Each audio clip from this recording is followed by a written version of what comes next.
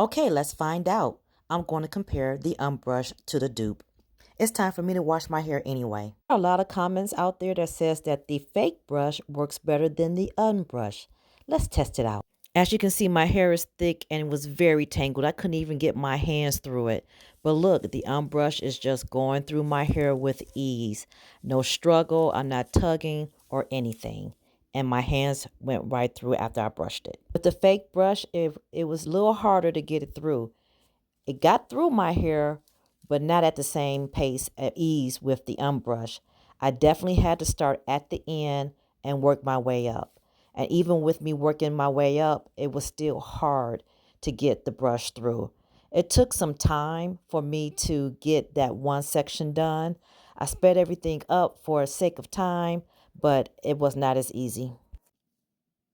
Both brushes did a good job with not tearing out the hair, but as you can see, the Unbrush had less hair than the fake brush. Overall, both brushes did a good job in untangling my hair in a small amount of time, but when comparing the Unbrush to the fake brush, the Unbrush took less time. The cost is a no-brainer here.